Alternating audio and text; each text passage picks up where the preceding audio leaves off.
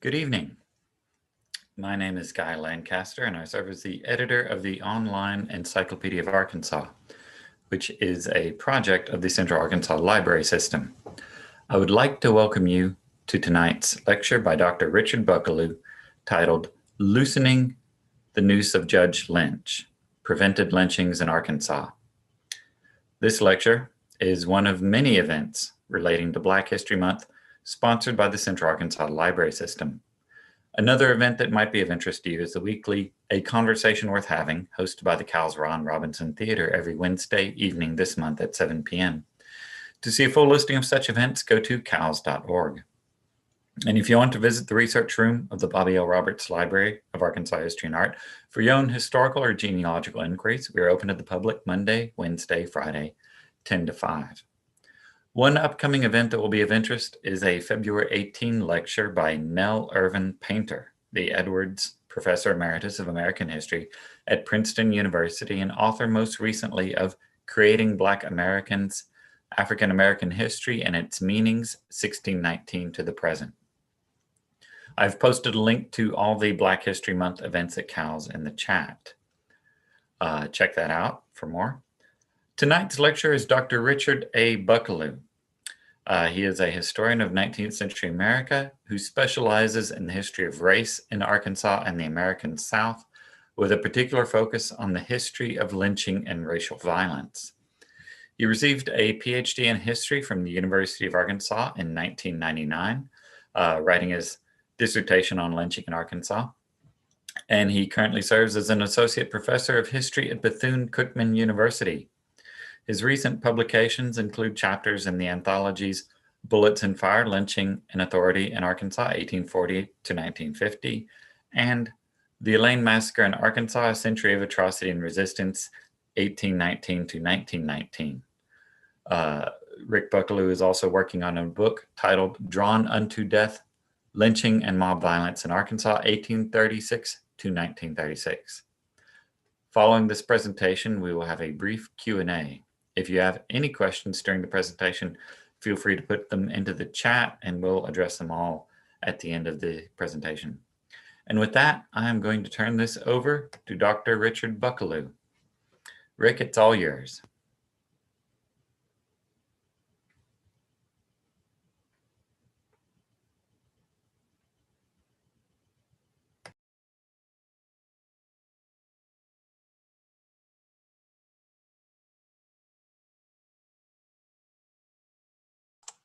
There we go.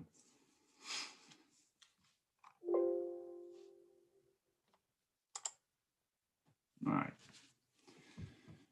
Good evening, everyone. Thanks for showing up. My name is Rick Buckelew. Specialize primarily in Arkansas history, focusing on lynching, racial violence, things of that nature.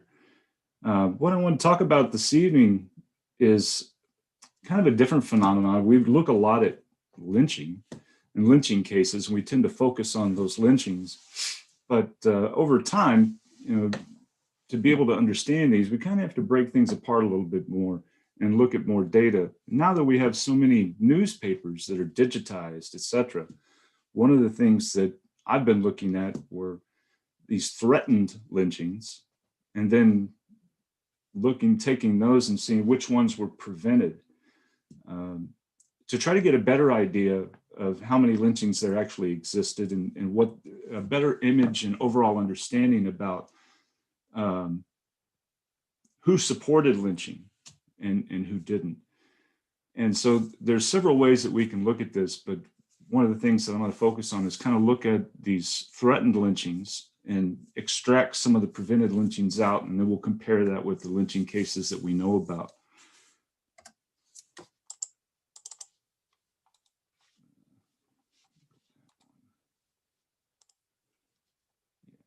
So if we start with lynching in Arkansas, we can see between 1836 and 1936, we have a total of about 375 lynchings.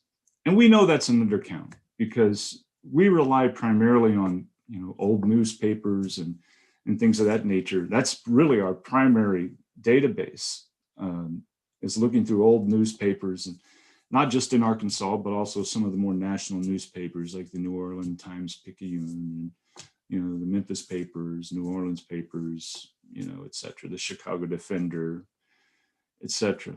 We've also helped through the years, the NAACP kept really good records. The Chicago Defender, Tuskegee Institute kept a lot of records there in their files. And we've also had, some sociologists who've been able to get large studies and have students do research. As Guy had mentioned, I wrote my dissertation on lynching in Arkansas and back in 1999. And at that time, we didn't have any digitized newspapers. So it took many, many years to search through each day of every newspaper and try to go through and find these lynching cases. Now it's gotten a lot easier. And so what we have now, this period of 1836 to 1936, that will grow. It'll probably go further into the more recent period. We've probably gotten close to our reach backwards, just lack of material. But as we examine more, we'll get some more numbers. What I've done here is I've kind of separated the lynchings out by decade, so you can get an idea. This tells us a lot, really. My original dissertation only started with 1860. And while it may not seem significant, it is very significant that we had lynchings dating back to 1830s, especially when you consider that, Arkansas wasn't a state yet. And we don't know as much about some of these periods. Also, too, we didn't think that, slaves were lynched, at least not very often, because it would go against, common sense for a slave owner to lynch his own slave unless something really horrible happened, because it represented a huge investment of money, right? But there were cases, and my colleague has actually looked at some of these and focused it on her recent book. I don't remember the name of the book off the top of my head. Maybe it'll come to me. Anyway, if you look at these, you'll notice that in the early periods, we had very few lynchings up until, the Civil War. And most of these at that time were, a few were slave lynchings, slaves that had either murdered or were accused of rape, things of that nature, mostly murder and assault. You can imagine they're fighting for their lives. So, they didn't have anything else to lose in some cases. And we also see some white folks lynched early on. When you get more into like the 1850s and 60s, there tends to be a few more white folks, especially as we get, people that, horse theft and things of that nature. Lynching tended to be kind of an arm of the law, kind of frontier type conditions, especially in Arkansas. As we move into the 1870s, of course, it changes. Still, there's predominantly white people that are being lynched, although the number of African Americans is increasing quite a bit. And then by the time you get into the 1880s, and then certainly in the 1890s, it becomes increasingly directed towards African Americans. We understand, with the Jim Crow period, after Reconstruction especially, even though Reconstruction violence, we know there was a lot of it, but we don't have good numbers and evidence for the lynchings because some of the organizations like the KKK tended to operate more in secret. Because at the time you had Reconstruction governments, you had the military here, the Union Army was encamped in places here in Arkansas even to oversee and enforce Reconstruction. So they didn't make it as public as they would, as people that lynched later on would. So that's one of the reasons why we don't really have great numbers for that period. And if any of you have read about it, you know that it was an extremely violent period. We know that many people were whipped and violently intimidated out of Arkansas. And there's many cases that reads, we haven't seen this person, they're probably lynched, but we don't know, So that number will be kind of skewed, and that's something we have to find. But moving forward, unfortunately, but I guess fortunate for us that are doing these studies, people made most of these lynchings public, and newspapers often reported them, with salacious content. I mean, extremely derogatory, headlines. And I thought about putting some of these up, and I thought it was kind of I have a problem with that, because I think it glorifies something that's unnecessary. But we've all seen them. I think if you haven't, please look at the Encyclopedia of Arkansas and click on lynching. And many of those cases that have been, described in there, they also will carry some of the headlines and the newspaper clippings from that file. And you'll be able to see some of the terminology, and of course, not just the derogatory terminology, but, they assumed guilt, on the side of African Americans. I don't have to explain to any of you here, I don't think, that this period, especially after 1860s, was the period of Jim Crow. Even before that, of course, African Americans were ensconced in slavery, and things didn't change a whole lot afterwards. After that brief period of Reconstruction, we know that African Americans were essentially put back on the plantations through sharecropping and other things of that nature. So it was a difficult, process. Now, moving forward, if you interpret some of these numbers, you'll notice that the 1890s were really the peak period for lynching. And there were a lot of things going on at that period in the 1890s. You had economic depression, which there were a series of economic depressions. Prices of cotton and other things were actually going down during these periods, etc. And so many of you will be able to, put some of those things together. There were also changes afoot in society. I mean, law and order was changing in the country. We saw it was more popular now to have professional police in places. The courts became more powerful. And so the country was changing, but the South was kind of lagging behind. And for those and many other reasons, of course, the 1890s are really the peak period for lynching for African Americans. And then after the 1890s, almost no white people are lynched. Once you get to the 1890s, lynching becomes really a weapon of discrimination and violent intimidation towards African Americans. Very, very few whites were lynched. And you'll see the number also decreasing after the 1890s.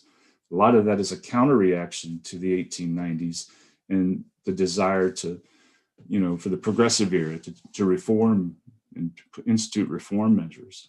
All throughout the 1890s was, remember, the period of the robber barons, all the kind of a wild period of boom and bust and all that kind of stuff going on. So African Americans didn't really have a place in it.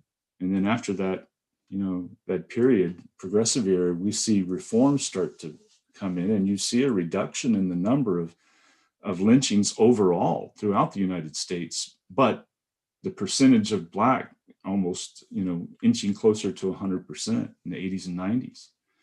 So it's just to put some of these numbers into context for you before we move forward, so you can kind of understand where we're heading with it. By the time we get to the 1930s, the lynching is pretty much ended in most of these places, at least outwardly. A lot of that comes from various reasons, that we'll talk about here a little bit later, but mainly to their institution of jails and prisons and things of that nature, where you can use those measures rather than lynch someone. All these southern cities in Arkansas and throughout the South are trying to attract, big business, trying to attract investment dollars. And of course, when you're lynching the population, it's kind of a hard sell, right? So if we move forward, what I've done is I've taken this database of threatened lynchings. And what I mean by threatened lynchings, we have several categories, but essentially what we've done here is taken all these lynchings that people from newspapers, just like you did with the regular lynching, and create a database. All right, I came up with threats, lynchings that were threatened, through the newspaper. They either expected, a mob had already formed. The newspapers often say, lynching is imminent. The population has already tried, maybe, to lynch someone, or they haven't taken direct action, but third parties are involved, etc. So any number of indicators that there was a threat of a lynching makes it into the database. All right, and there are some where there more than once, because these mobs weren't easily dissuaded. All right, and then we looked at many of the different reasons why they were put together, the allegations, etc. Rape, murder, assault, all these kinds of things that normally happen. So for the period roughly 1860 through, 1830s, 1830s through about 1947, actually have one as late as 1947, there are 252 threatened lynchings. Now, I suspect that number will increase as we look at more and more newspapers. I didn't look at every single newspaper to compile this, obviously, so I know that those numbers will increase. I primarily looked at the Arkansas Gazette, Arkansas Democrat, and occasionally some of the others where if it led me in that direction. And from that, we get 29 of those 252 actually resulted in a lynching. Now that actually is kind of interesting. It's about 11% of the entire database of threatened lynchings still resulted in a lynching. So that would sort of tell us that if a lynching was threatened, there was an opportunity or a chance that law enforcement could step in and do something about it, right? I mean, at least gives us some preliminary indication of that. Doesn't mean that it happened. So that leaves us with 223 lynching cases that were prevented in Arkansas. Okay, so that's quite a few. And what's interesting, if we move to the next slide. Yeah, I wanted to look at this for a minute. Of the 29 that resulted in lynching, we had 11 that were allegations of rape, 19 for murder, and 1 assault. So, and this is pretty typical for lynchings as well. I mean, lynchings in general, the largest number was always murder.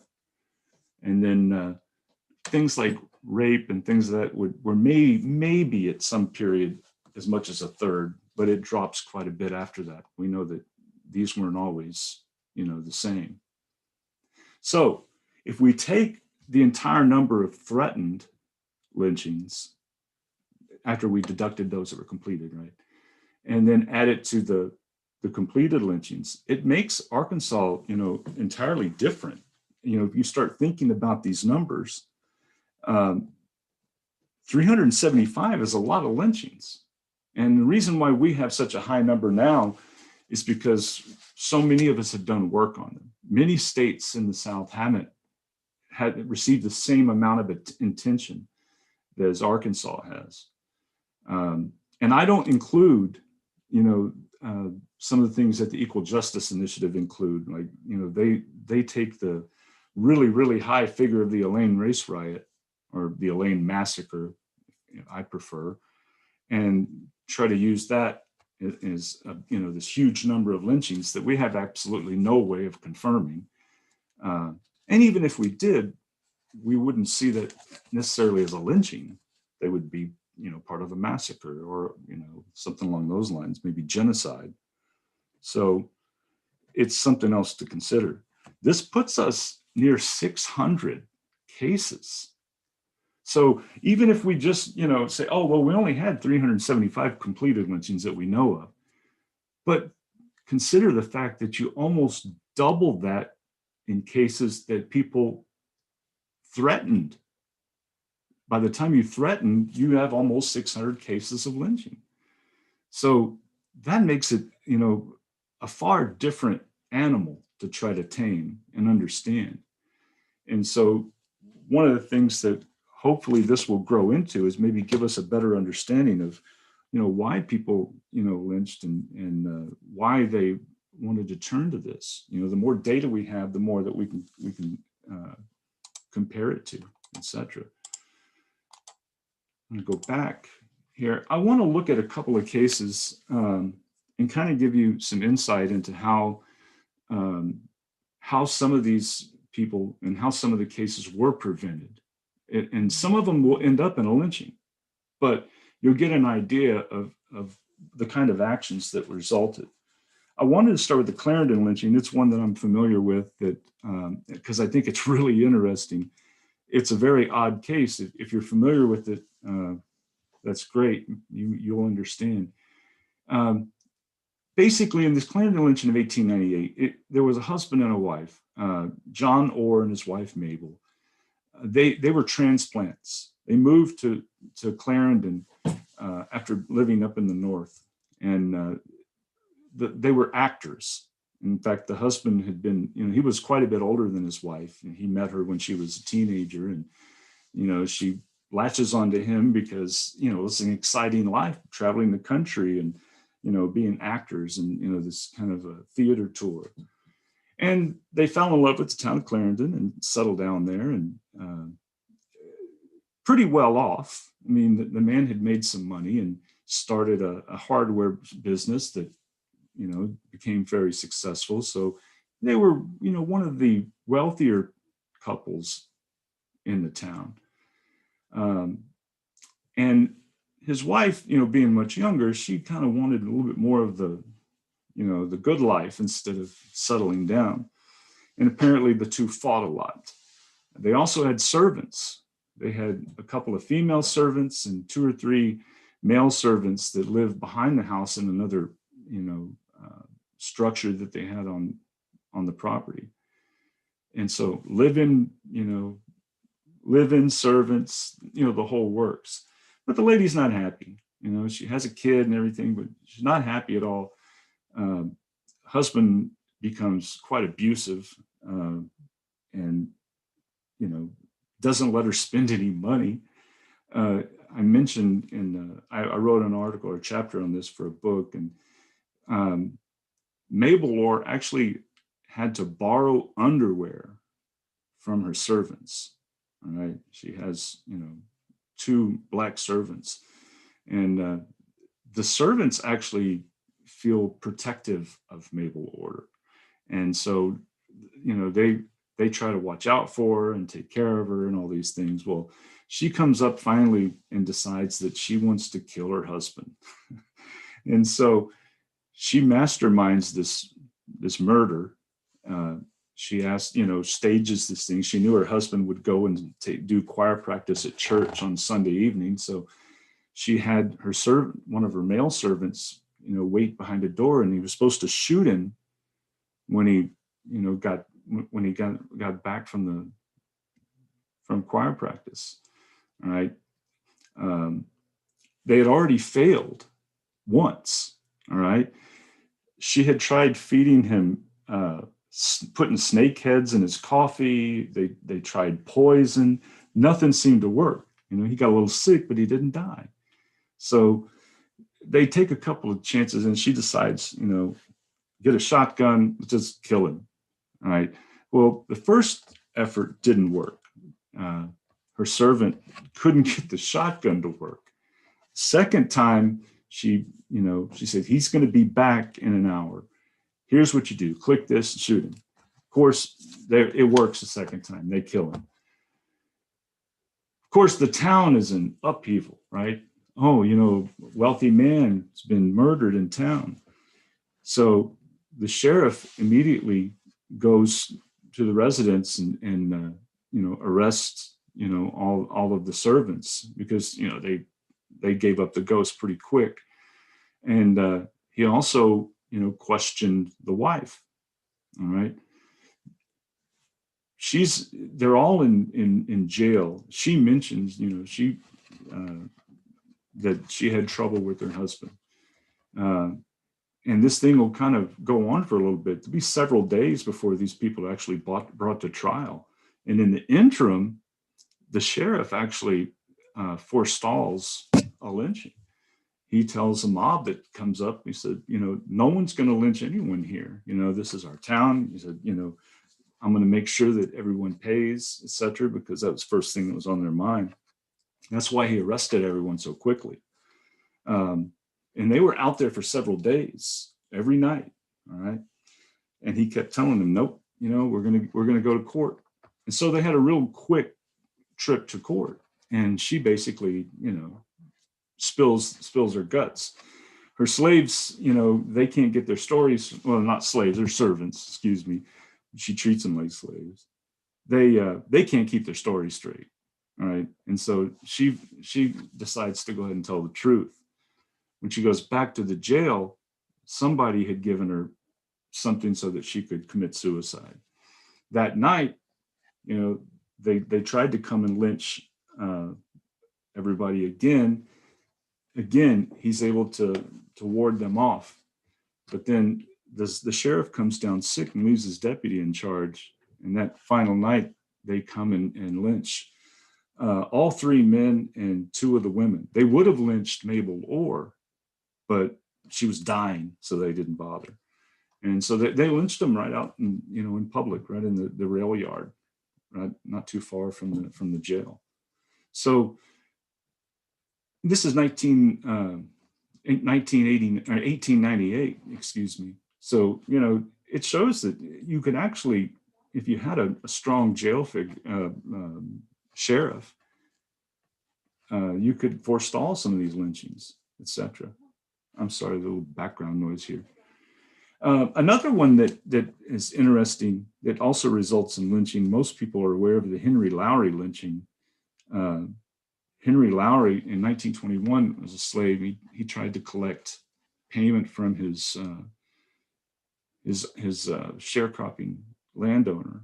It was Christmas time, and the owner just like, get out of here, whatever. And so he got upset. He went back. He gets a gun, right, and he shoots and he kills one of the members of the family and wounds another. So he knows he's in trouble. He goes on the run, makes it all the way to El Paso, and messes up because he starts sending letters to one of his friends and they intercept it. So they actually send people down there to, extradite him back to town. And in the, what actually happens at the beginning, it sounds at least like they're taking precautions not to have a lynching, because they send two deputies. They're supposed to go with them. They keep switching the train reservations because they think there's going to be an attempt to take him off the train. But ultimately they do. They intercept him near Memphis and then bring him back across the border. And of course, if you've read about his lynching, it was, extremely horrific, right? I mean, it was burning at the stake, the whole works, made national news. And this was pretty common, even when they made attempts to lynch people and made attempts to prevent them, they often resulted in a lynching anyway. And one of the things that we've noticed, if you've studied lynching at all, is that just countless numbers of times that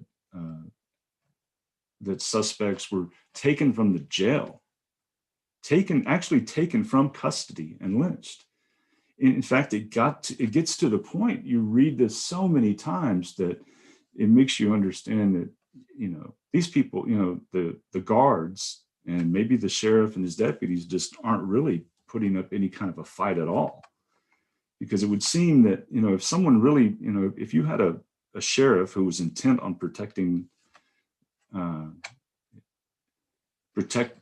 his prisoner, that, he's going to use his gun. And then how many people are really going to chance the fact that he's not going to fire? So it's kind of one of these, the unwritten kind of thing that everybody understands that it was very common. In fact, some of the earliest anti-lynching laws were really designed to punish the local police officials and sheriffs, etc., from allowing lynchings to happen.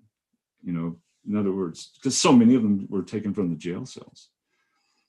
Even here in Arkansas, they passed Act 258, which it really wasn't an anti-lynching law per se, but it was an act to prevent lynching, and it has in its some of the same. It's based on some of the same beliefs, essentially that that you would force the sheriff to take control, that you would call a quick term of court, call in, because a lot of the people that were wanting to lynch these folks didn't have much, trust in the courts.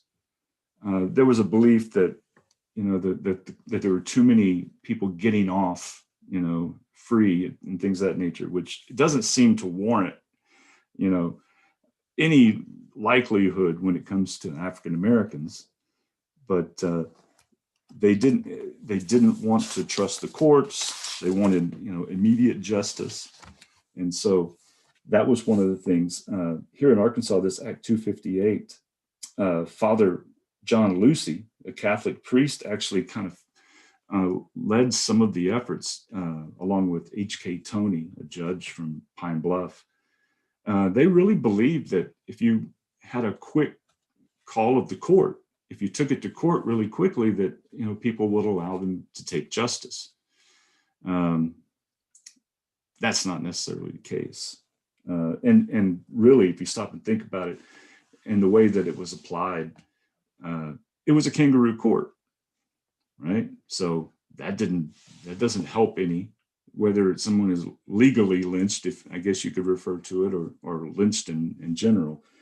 But a lot of these towns and a lot of these states would rather have something along those lines than the publicity, especially, of having African Americans lynched, and making all the public newspapers, everything else, because most of these lynchings did, and many others. They don't just make news here in Arkansas. They're reported throughout the country, even outside of the country.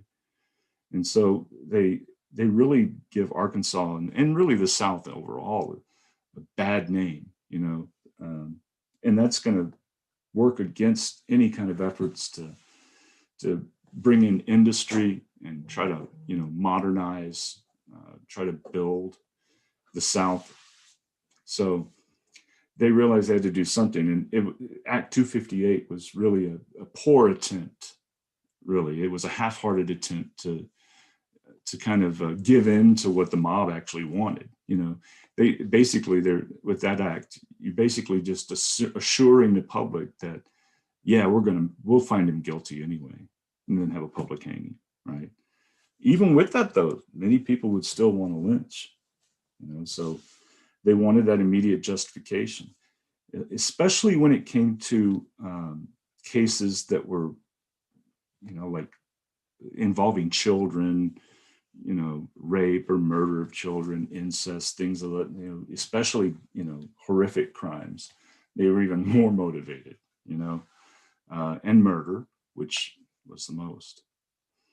There's another case here in Arkansas that one of my colleagues really has done a lot on. I looked into it a long time ago. During the 1927 period, we had the 1927 Mississippi River floods and all that. There were actually two cases that sort of went together at the same time to, both of these things kind of happened at the same time and worked against one another. There was two kids that went missing, and which Lonnie Dixon will play into, all right? There's a young girl named Floella McDonald. She was walking home from school one day in Little Rock, and she comes up missing. So everybody's concerned because we're in the middle of a flood, all right? It was also a young boy, I think his name was Lonnie White. He went missing. And they're using airplanes at the time even to drop, papers and look for the children, etc. Now, an unrelated incident, but it happens to play into it.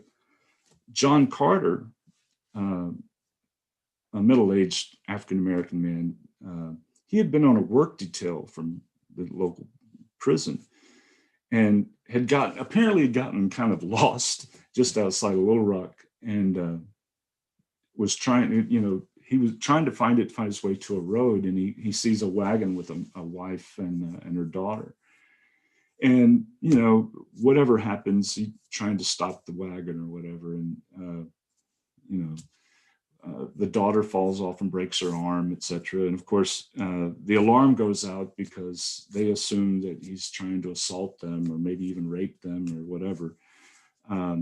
Such was the case, for an African-American man at the time.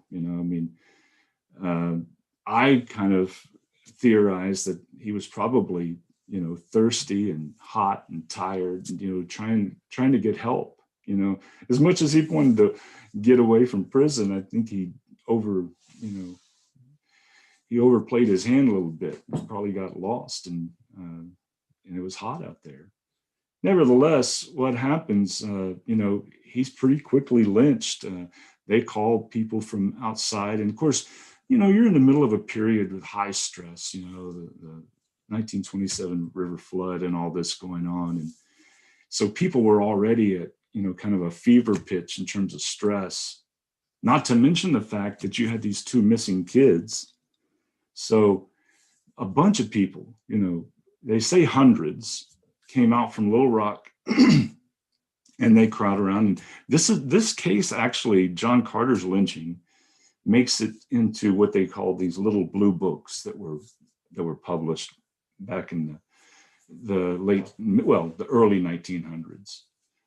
And so where it was kind of like investigative journalists and stuff. And they even had pictures, they had a picture of John Carter, and he's sitting in a front seat of a car, and the story details how they offered him cigarettes and a drink of water and all this. And then, very, very nice, right? And then they proceeded to hang him from a telegraph pole, and everyone fired shots into his body. And it was just kind of a weird, the way they described it. It was kind of like, hey, you want some water, a cigarette, we're going to kill you, but hey, that's coming. It was just very blasé. And then what ends up happening, they take his body and go back to Little Rock, and they chain his body to the bumper of a car and drag it through the Black Business District, etc. And ultimately, they set fire to it and everything else. And at that time, they even had the mayor, comes out and tries to stop the violence, etc. So, there was an effort even when a lynching's underway to try to stop that one. But what's more interesting is the other case. For our perspective, Lonnie Dixon, his father worked at a Methodist church. And if I can remember, I think it was, I can't remember the name of it now, but it was a Methodist church right there in Little Rock, a large church. And his father was kind of basically a caretaker, janitor, etc. And Lonnie often came there after school. He was about 15, 16 years old. Well, he had seen Floella McDonald walk down the streets, et cetera, a little white girl. And Lonnie Dixon is of mixed heritage. His father is part Native American and African American, et cetera. So he would often engage her in conversation and stuff. And I guess somehow he got her to come into the church. And she was 12 years old. Okay, so she was quite a bit younger. she, for some reason, follows him up into the belfry. He was going to show her something there. And once he gets there, he basically hits her with a brick, kills her. I think she had tried to scream, and, he may have wanted to rape her. Who knows? I mean, that's kind of the way it's characterized, but we don't know for sure. But her body is missing for several days because he just leaves her there, and, he knows he's in trouble if he gets caught. And so for days and days, this is going on, and no one can find the body. And then the parishioners start saying, man, something smells, go look up and see if you can find what it is. Maybe there's a dead squirrel or something. Of course, his father finds the body. And of course, they have to turn him in, right? And he tries to take the blame, but he doesn't really understand what had happened. So the local police chief, Burl Rottenberry, actually had questioned both of them and figured out what was he kind of had an idea what was going on. So he puts both the father and his son in the rumble seat of an automobile and gets them out of town. There were some stories that they took him to Oklahoma, some others, somewhere else, but he's able to spirit them out of town. But man, he faced a real backlash in the city over this case, and people were threatening him and his family. He actually had to send his family out of town, and they put a big machine gun inside of his living room from the military. They had to call out troops, and Roddenberry, had to really, take precautions that he wouldn't be killed. But by doing so, he's able to have this kid, go to trial. He's found guilty, and ultimately he'll be put in prison. Interesting thing, they changed his age about 3 or 4 times, which I don't know if it would have mattered that he was 15 or whatever. Anyway, but his picture, he looks really young, and he ends up going to prison just down in Pine Bluff. So you kind of get the idea that you had to go to extraordinary means to try to protect people from lynching if you were going to be successful, and sometimes you wouldn't anyway. I think it's interesting, though, our body of language and body of history on this. Most people believe that, there weren't many that were prevented. So the fact that we have, 223 cases that we can point to that were, prevented lynchings, I think says quite a bit. I don't know at this point how we would stack up against some of the other states because they haven't done this yet. And this may change, but I think it tells us a lot. It tells us that, there were many people who didn't agree with lynching, that there were things there were certainly actions you could take to prevent lynchings. Secondly, too, I think looking at it from a different lens, you could think of some of the things that kind of helped bring lynching to an end. Bad publicity would be a huge factor. As we get into later periods, this Act 258 wasn't passed until 1909, right? And that was after, the whole peak period of lynching in the 1890s. So there's a definite effort, a concerted effort to try to limit these lynchings and end them. I mean, the fact remains that, unfortunately, the legal system could more than take care of it. All right.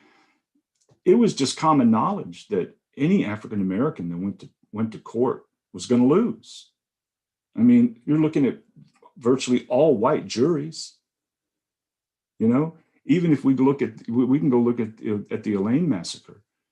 You know, even the people that testified, they talked about all the torture and everything else. So they were made to say what they wanted them to say. So this is, this whole idea of, the courts not being,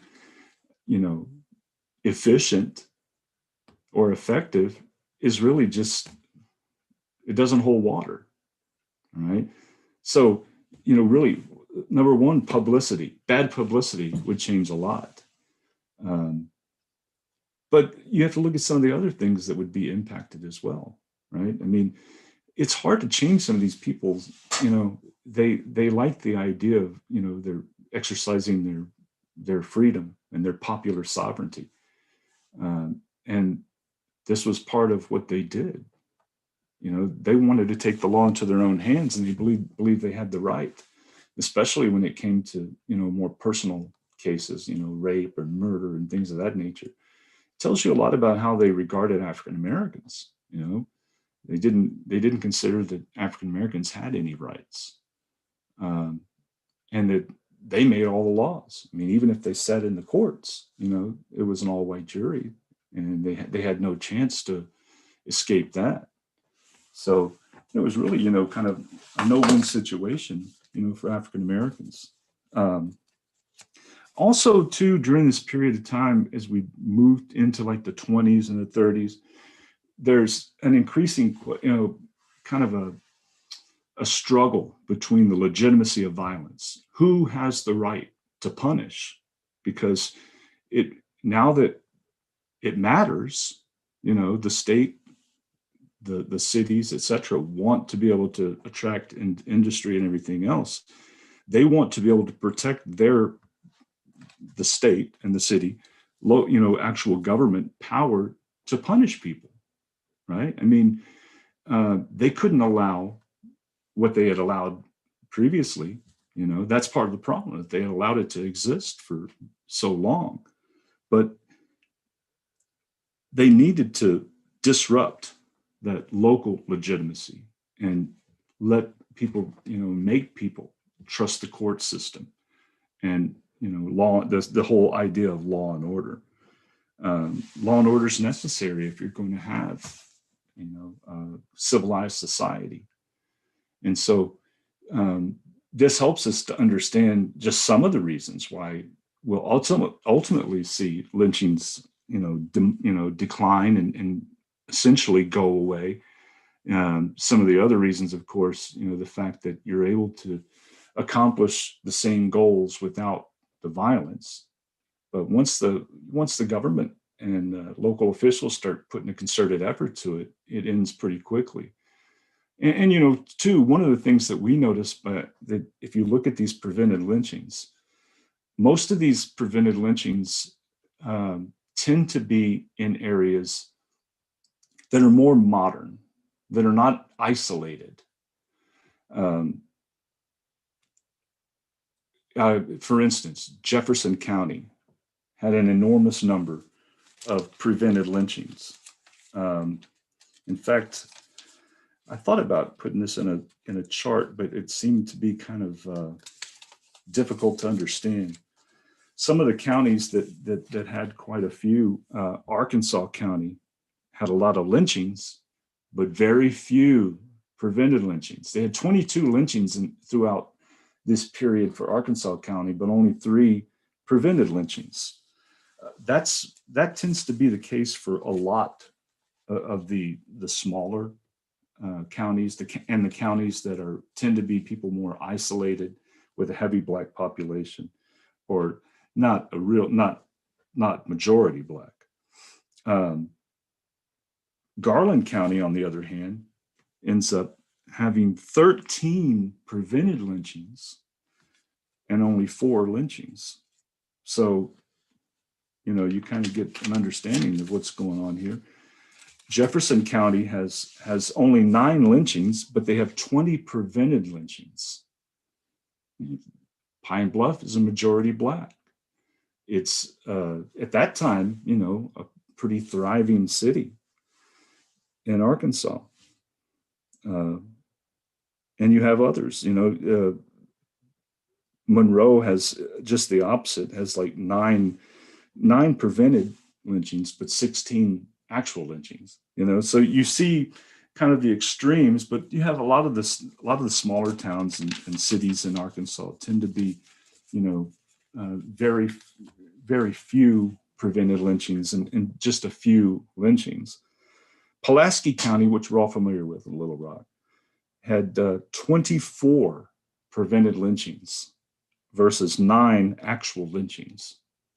So as you can see, the clearest correlation that we can find at this point, because this is still, this needs to go a long way before we can really, see how effective it is. We need to add to our database, and through more research and cetera.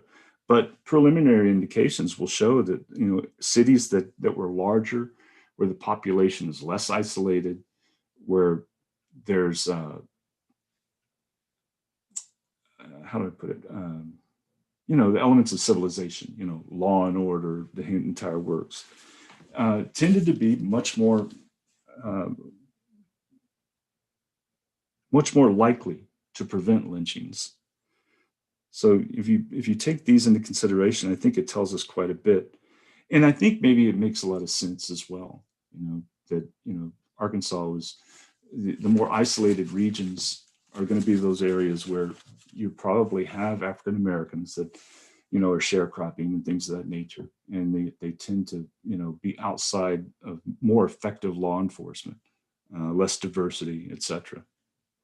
So that'll conclude what I want to talk about this evening. I'll be happy to answer questions and field discussion. I hope you enjoyed it.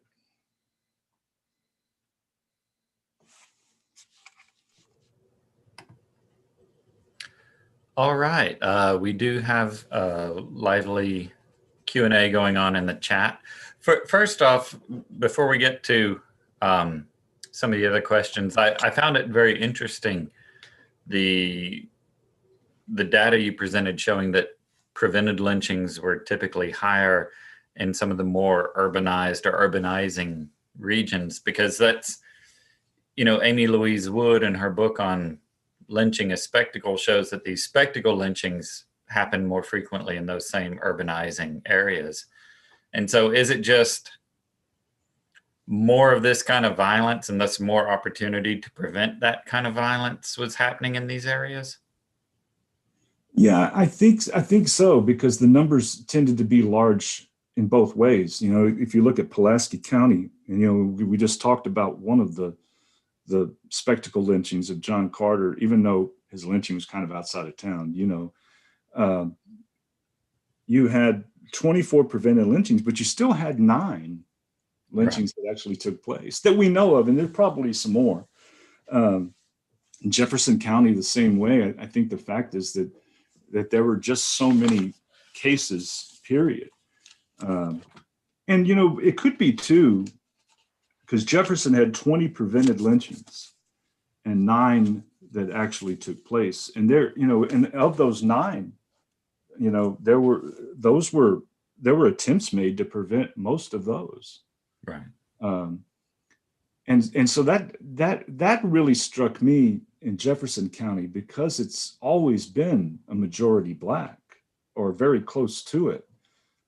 It has a different sort of feel to it, and I think that's an expression of some of the African American influence there. That there is I guess, an embracing of law and order, and less likely for whites to be able to entirely control society, even though it was still a white dominated society. I think there was enough. There were African Americans there that were professionals and wealthy, etc. But the other flip side of this, though, too, is look at something like Lee County. They had 16 lynchings and only 2 that were prevented. I think there's probably more lynchings out there in some of the more isolated areas that we don't know about. Right. And you know, they're not going to have the same numbers of cases necessarily, because you don't have to lynch people all the time for people to know that they're going to get lynched if they do something. You know, I mean, so you do have to kind of take that into consideration. I think, you know, the population and also how accurate can we ever know our records are, you know. Well, I've got one person I know who is a devoted Saline County historian, wondering if you have any data on that county. Yes, let's see. I know there was the one lynching of a slave named Toll, but I don't know if there was any prevented lynching. There was one prevented lynching, and there's only 2 cases in the database, I believe, that are credited to Saline. You know, and that's pretty common. I mean, you know, if you think about it, that's a great record. You know, I mean, there were some that didn't have any lynchings. You know, like I don't know if it was Sharp. It's one of those counties. There's a couple that really didn't have any lynchings, and but they, you know, 1 or 2 prevented lynchings.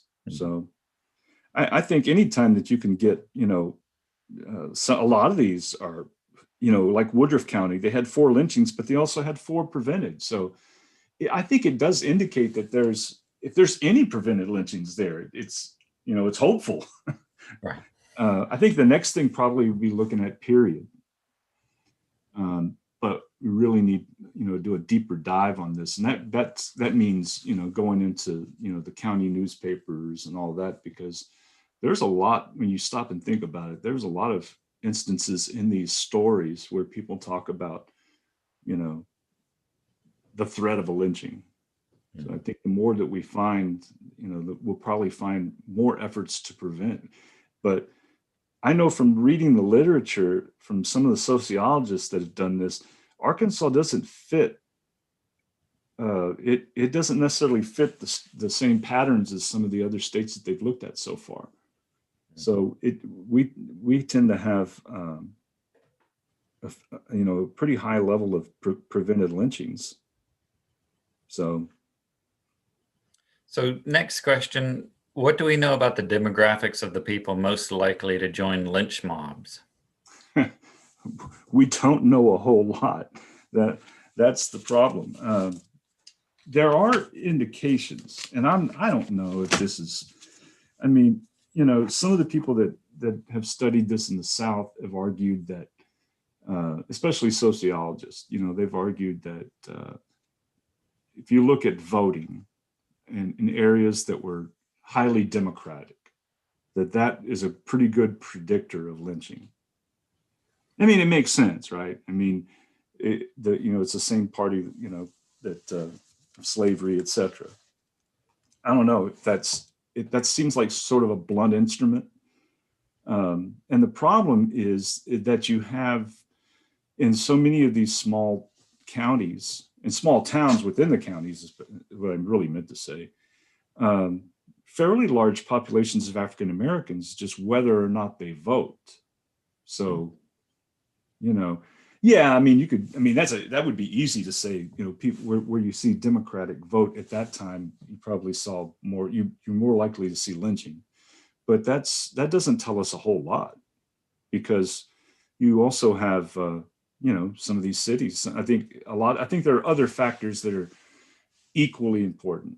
You know, modernization, law enforcement, population size, but the relative isolation. If we can figure out a way to, you know, come up with a good indicator for that, that probably has more of a role than anything. Maybe whether or not it had a railroad. Yeah, that was one of the things that some of the others had stated. And of course, we had a lot of railroads throughout Arkansas. But yeah, that's another indicator that we can look at. So what about the demographics of those people whose lynchings were prevented? I mean, do we see greater efforts to prevent a lynching if it's a white person as opposed to a black person? Trying to remember. Let me think about this. A bit, to a certain degree, maybe, but not when you compare the overall numbers. And I think it's because there were just so many more African Americans. Right. But I think maybe if you were to look at just those whites, you might see, it might have a little bit higher percentage, compared to African Americans. Right, but not higher numbers. No, not really. Of these prevented lynchings, it's actually more African Americans. But again, I don't think that necessarily gives us much indication, because most of the cases are African American. Right. And I think probably those that had to do with whites they just may not have considered lynching. Mm-hmm. We're relying on, that someone reported this in a newspaper. So, there's a lot of things that happen that don't ever make it into a newspaper. Mm-hmm. So, that's why I really don't see that as a very good indicator right now, other than just, it would seem logical that, more white folks would not be lynched. But I think that's because they never made it that far to be threatened. Once they're threatened, it's because most of the white folks that were lynched, there were a lot of them that had to do with like incest and, really heinous crimes that once we get past the early period with horse theft and all that, mm-hmm. for, white folks to be lynched later on, they had to really do something bad, like that, beyond the pale. Mm-hmm. So that's probably a big indicator too. So someone wants to know, how was Act 258 enforced, if it was? Gosh, that I don't really know. You probably know more about that than I do, because I know you just dealt with it in depth in your newest book. Well, I would say the way it was written was it was written not to be enforced. Right. And we do have an entry on Act 258, and I'll put it in the chat. Yeah, you have one right there in the Encyclopedia of Arkansas. But that was what was interesting about it. I don't know. I think it was sort of impossible to really enforce.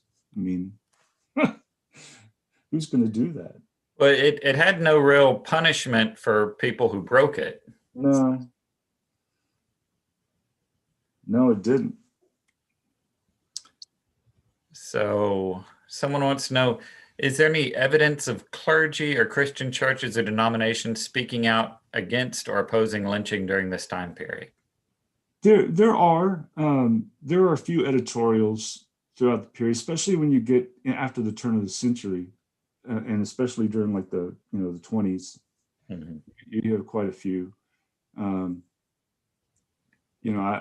I wish there was some way to measure how effective they were, but yeah, I mean, I know I've seen, I think Baptist, Methodist, Catholic, I'm trying to think who else.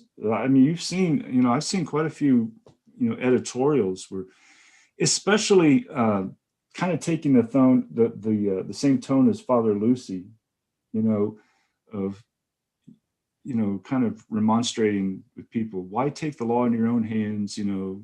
Let law take its course. That we live in a civilized society. Those types of things. Which this is a whole interesting thing when you start getting into religion, because it's a pretty the whole region is part of the Bible Belt, but you still have it's sort of this interplay between religion, really fundamentalist kind of religion on the one hand, and then you have this activity going on at the same time too. And maybe it's just that extremes, work against one another in these areas. I don't know, but maybe the conditions as well. Most of the South is pretty isolated, so I think that's where it just takes hold. So got a comment from someone, Lonnie Dixon was sent to prison, but then died in the electric chair. So he wasn't lynched by a mob, but his death Yeah. was a legal lynching. Yeah. And when I first studied that, I went to Pine Bluff. I have family there, and I went to, I think it was Cummins, and they actually gave me the case file. And I thought it was really interesting reading the case file, the kinds of questions they asked. They were very leading, like, you did this, right? Like, yeah, okay. And they changed his age 2 or 3 times. Like, I don't know of any law that would have prevented them from, sending a 15, 16-year-old African-American boy to prison, but I guess they didn't want it to seem as though, because they tried to make him like he was 18. It's like, well, he wasn't 18 a year ago. In the newspaper he was like 15. So what happened? But yeah, he should have. It was a kangaroo court, but I think he kind of spilled his guts too. And there's no telling it, if he was tortured or whatever. But I'm sure he didn't have adequate representation. Right. The case was just open and shut. It was another one of those. I don't remember top of my head, but I think it was one day. Mm-hmm. It's not like trials today that last for weeks and months. It's like, yeah, he's guilty. Next. So, and that's the thing too, that, it's difficult for us because you sort of know when you start looking through these, there's certain indicators that you can tell that it's illegal lynching, but that's about the best you could hope for. Would any African-American really be legally get a real shake in court during any of this period? I don't know, for anything. Right. And maybe, I think that, we talk about this in class a lot with my students, the fact that law didn't make any difference for so long, and it doesn't now, doesn't that contribute to people breaking the law anyway? The fact that innocent or guilty, you're probably going to be guilty. So, certainly today, in the African-American neighborhoods, the police presence is not a positive thing. Hasn't been for a long time. Those of us that are historians know, that Black neighborhoods are kind of left to fend for themselves over time, and that's why you have Black neighborhoods that have some of the drugs and prostitution and all that stuff, because they did police white neighborhoods. And so they push that stuff out to the other areas. Yeah, it'd be interesting to do a study and look to see if, what the rate of exoneration, African Americans who were accused of crimes, back in this time period, Man, I would be surprised if there was any. Another question, do you feel like our current attitudes and abuse toward prisoners in the modern era is a trickle down from this era of prioritizing punishment before justice? Oh, yeah. I've taught African American history for 22 years now, every semester. And I think you can see a continuous line. And I think that there's a lot of things, especially the sociologists have looked at, and I think we can all look at these things and see, like I was just saying here a second ago, that if law doesn't mean anything to a population, if your population is only interaction with law is negative, then what could be your feelings towards law? And not to mention all the other things about, lack of opportunity and all those kinds of things, but it's, I know that's sort of anecdotal, but it's sort of common sense too. If you really stop and think about it, how can you have a healthy respect for the law when the law has never respected you? I mean, and you see, it's no mistake that we have mass incarceration, especially of African Americans and Hispanics. I mean, and especially males. I mean, it's no question that has a big role in it. And the problem is that all bunch of factors go together, but I think there's an absolute, connection between these things. I mean, it's not to say that there are many African Americans in every neighborhood that respect the law. They all they want to do is try to work and have a living, etc., like everybody else does. But on the flip side, you can't just deny and say that they don't have a much harder row for everyone to hoe. Thank you.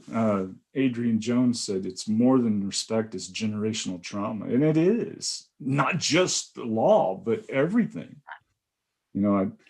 I when I teach African American history, I teach it as a thematic course. From the very beginning, African Americans brought here as property, precisely because they had no rights under English law, under any European law. That's the whole reason why they were brought here. And so there's a stigma attached. Even if you could blend in, and look like everyone else, there's still that stigma. And you can go right through all these historical things that happened and see how we got to where we are today. So certainly the relationship between the law and the African American population is absolutely a major factor. So got a question about sources. So were actual lynchings ones, and actual in quotation marks, the ones we know about, the ones reported in newspapers or other media sources of the time? Or are there other sources, for lynchings too? I'm thinking like with the Civil War, we have diaries and. Yeah, I found some in like Goodspeed's. I've read, but overwhelmingly the lion's share are from newspapers. We do occasionally find some in other places. We found some in the slave narratives. Mm-hmm. Any kind of diaries, firsthand accounts, things like that. People sometimes mention things in passing that, oh, I remember when so-and-so was lynched, the problem is documentation. That's the hard part of being a historian rather than a novelist. I could just create my sources and just, I have a really good idea of what happened. I just can't prove it, right? So it'd be great if I could make a movie or something, but I don't have that kind of literary license. And we do have people that kept, records, from some of these periods, but overwhelmingly, of course, we rely on newspapers, and not a very good source, but it's about all we have. So another question, what was the number of actual versus prevented lynchings in a county like Faulkner? Do you have that at hand? Yeah, let's see. I don't think they were very high. There were a few actual lynchings, but. Yeah, I think there were 4 lynchings and 5 prevented. Okay. So. And also, were there any cases where the Black population prevented a lynching? Not really. There was, not that I know of. There may be, and I feel like I remembered one, but mostly we actually have more instances of blacks joining mobs or Black mobs. Mm-hmm. Really, you have to understand that, it would be, now I'm not saying that there weren't some, and I just don't remember any top of my head, but that would really be putting yourself in harm's way, because, and the reason I say this, one of the reasons, the phenomenon behind Black mobs is the fact that they often will go after somebody in their own population because they're policing their own society. Rather, they want to do it before the whites come and do it, because when the white folks come into the neighborhood, they just, create a reign of terror, and there's no telling who's going to get killed and hurt. So, and it's really, because when I first saw it, I was like, whoa, wait a minute, they're black lynch mobs? Like, that can't be right. But then when I started reading, I started understanding, it's like a lot of it too had to do, like, especially people that they considered like, oh, they're bad, like they're going to lynch them, incest and, things of that nature that they didn't tolerate within their own community. If they heard that there was going to be a lynching, they were going to do it first. Mm-hmm. So that would kind of work against because it kind of gives you an indication that, to go up against the, white society, it would be, it would really be putting yourself in harm's way. So it seems like, there's that book by David Krugler, 1919, The Year of Racial Violence, which he talks about African Americans, especially those who came back from World War I, mobilizing in defense. But that's usually in the case of a large-scale race riot, where they're mobilizing for the defense of a larger community, as opposed to mobilizing for the defense of an individual. And I think you see that in Tulsa in 1921, where they go to the courthouse, with an aim of preventing a man from being lynched. And then that spirals into larger scale violence. Yeah. And you can look at, like the Elaine race riot. I mean, they were seeking, a legal redress. Mm-hmm. I mean, they weren't trying to forestall a lynching, but, that was the reason why they did that. I mean, and if you kind of extrapolate, I mean, you think like at the meeting that they held, they were armed, etc. They were determined. And I think, we have very few lynchings that happen once you get into the late 20s and 30s, but I would imagine that may be where we end up seeing more, and I think that especially if African Americans were part of an organization like, say the NAACP or one of those, that you had kind of a broad base that was biracial, especially, it would help because it would give them a little bit of cover, but it would be difficult. And I think too, it's that the fact that we have so many of the towns in Arkansas that are still at a kind of isolated, because we have such low population, that makes that difficult. You probably see it more in the bigger cities. So someone says, thank you very much for your talk. When you talk about the means a sheriff would have to go to uphold due process, have you seen any trends, political, familial ties, social status in the community that are common to prevented lynchings? Do you think this means that sheriffs are more independent and objective than other southern states?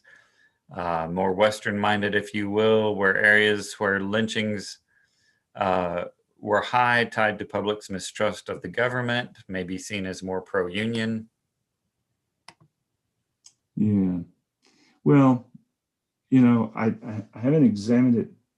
I don't have enough information to go much beyond what I'm going to say here, but it seems that in general, the sheriffs and the officers from bigger populations were more likely to prevent some of the lynchings. Mm-hmm. But that also ties into, again, was the county more Democratic versus Republican? And I don't know that it would necessarily be a total influence there. Remember that most of these were sheriffs and people that were elected, in these smaller towns especially. And so they're going to tend to go with what got them elected. And I think that's part of the problem. And that's why I say when you get to some of the cities, like Little Rock, et cetera, these people, they're more diverse, populations, et cetera. There's still, you're fighting an uphill battle with white supremacy. I mean, we'd be foolish to think that most of these people didn't know what side was buttered here. But that's why I think we see more of those prevented lynchings. I shouldn't have said that, because there are quite a few early too, but the ones in the later period, I think, make more sense, because they're going along with kind of the establishment, and the idea that we don't want these, public lynchings, etc. The ones that happen earlier, I'm kind of still not quite sure about those. They tend to have, like in Clarendon, that's always been a fairly small area. But the sheriffs seem to have, a lot of respect, I don't know that I can remember 2 or 3 other cases where a sheriff has basically gone against the public and said, there's nobody coming in here, not while I'm here. And so, that's, you don't see that very often anywhere in the South. So I think some of it may come down to individual. And just because we don't know enough about the town, so.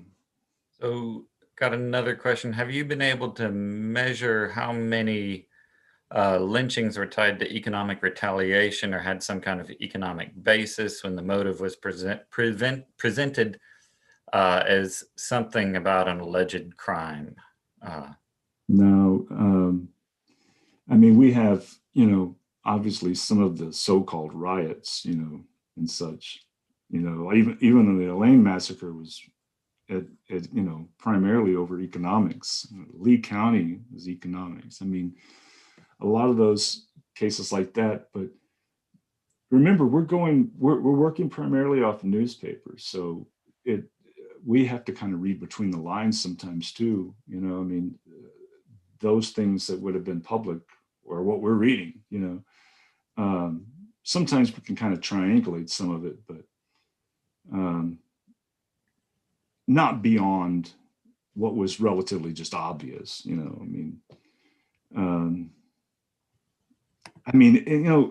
to a big extent, I'm sure a lot of these lynchings had economics, to some degree. And, we look at those too, with instances like whitecapping and night riding and things of that nature, where those were pretty evident, right? They're trying to run blacks out of town because they're taking all the jobs, they'll work for less, etc. So, gosh, if you really could get at the heart of all that, economics would probably be one of the primary factors.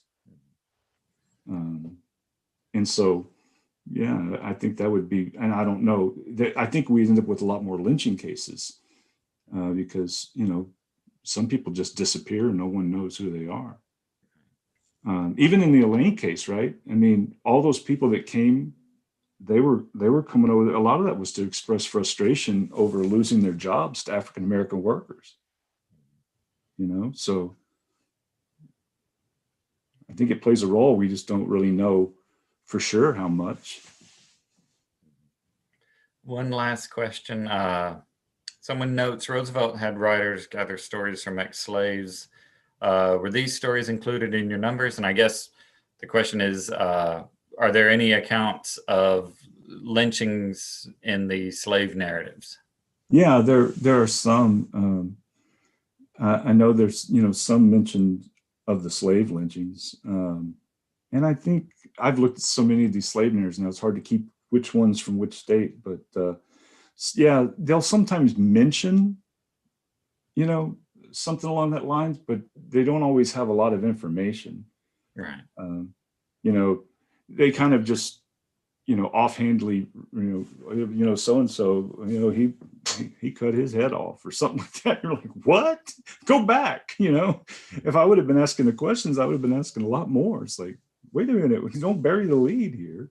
Mm-hmm. But I think one of the things, people who've read the slave narratives, you have to understand the slave narratives were, when they were conducted, were in the 1930s.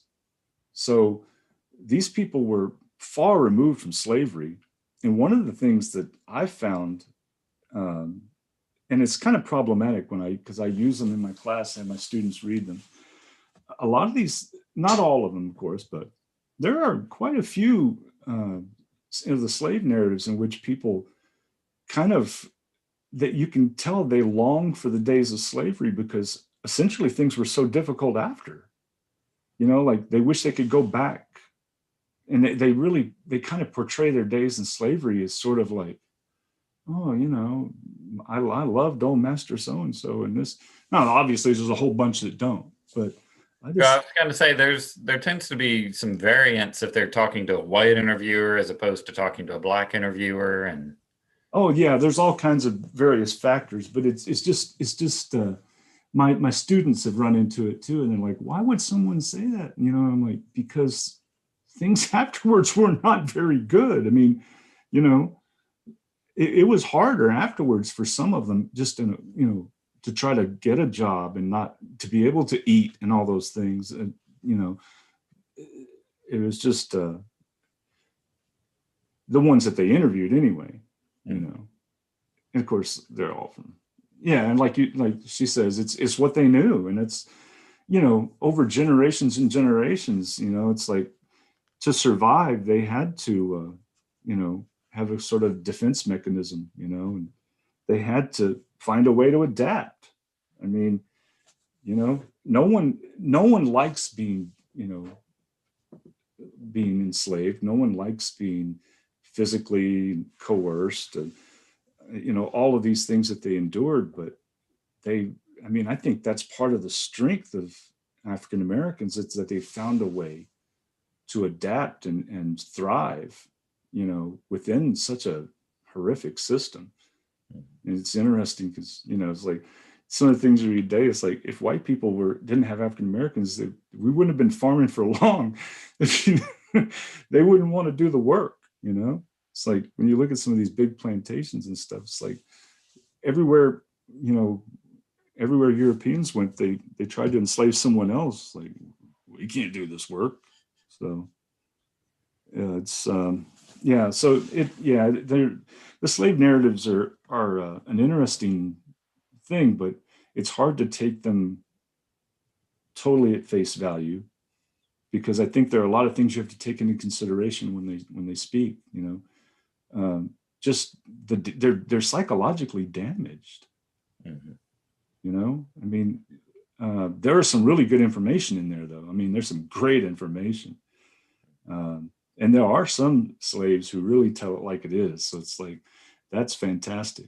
But yeah, the interviewers have a lot to do with it because they just don't follow up on stuff. It's like, wait a minute, why are you asking about that? Let's follow up on some of these more serious questions.